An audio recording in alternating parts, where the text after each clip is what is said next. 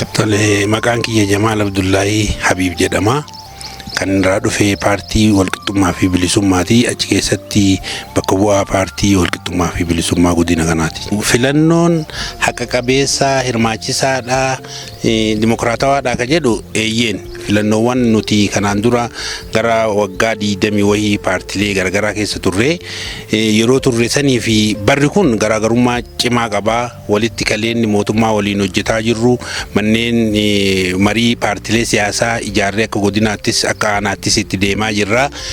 Hawaasa keessattis akka barbaannetti sochoonee wannoo godhachuuf uummata keenya akka nu filu sagalee keenya akka nu kennan gochuuf homaa wanni nu daangeesse hin jiru. Gama mootummaatiinis waan gaarii jira waan jennu qabna. Filannoon bara kanaa immoo filannoowwan bara biraatiin adda keessa godhu uummanni abbaa jaalate, abbaa fedhe, abbaa naa ta'a jedhee sagalee kennuuf qophii ta'uu isaa akkasumas kana godhi akka duraanii sodaachisaan jiraachuu dhabuun filannoowwan dabranirraa waan gaariidha.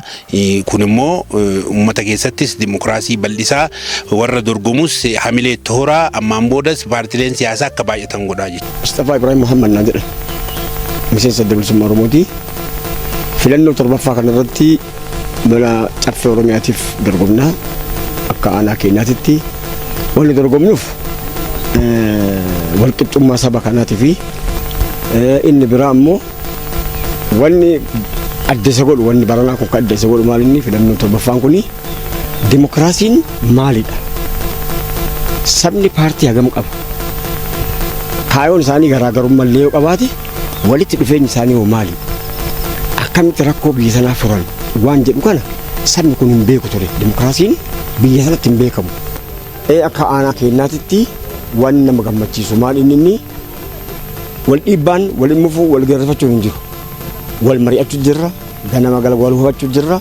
Even fuulduraaf illee akka amma mari'anne kanatti nuufi warri dhaabee bilchiginnaa yookaan badhaadhinnaa waan walootu waltajjiiwwan adda addaa irra ka'an irratti kan gandoota irratti wal dubbifnee waliin deemne isinillee qopheessine warroonni hubannaa waan kanaa hin qabne even hoggansa keessa yoo jiraate waan kana keessaa qulqulleessinee jirra wal abdannee jennee wal dubbifnee jirra. Kanaaf kara dhaabatillee wal dubbifnee jirra akka dhaaba keenyattillee waan addaa waan nu qabnu jiru. Waan nu qabnu maal biyya tana walitti qabna. Kaayoo haga feene adda qabaannullee biyya tana walitti qabna waliin mari'annaa waa ibsinullee waltajjii teenullee waliin ibsinaa waliin qabnaa waan jedhu tokko qabna. Kanaaf hagammaa isaanillee nu ganne waltajjii adda addaa irratti ammallee isin affeerraa boruuf isaanillee fuuldurattillee gandoota illee itti deemnu jedhanii kana walii gallee jirra. Kanaaf gandootatti illee waliin ibsan maal irra guddaan sabni kun baratuu qabu dimokiraatawaadha.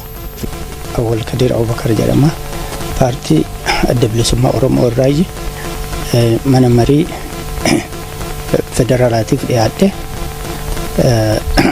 akkuma beekamutti paartiin adda bilisummaa Oromoo barana marsaa torbaffaa irratti akka filannoodhaaf dhiyaate filannoof dhiyaachuun kenna ammootu haala gaariidhaan amma deemaa jirra bareeda naannoo keenya irratti illee ammootu ka deemaa jirru haala bareedaan deemaa jirra.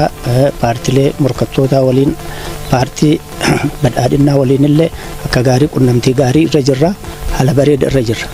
Akkasumatti ammootu haala waan rakkina ta'ee niin jedhe maraayyuu wal mari'annee walitti dhufnee akkasumatti hiikkataa jirra.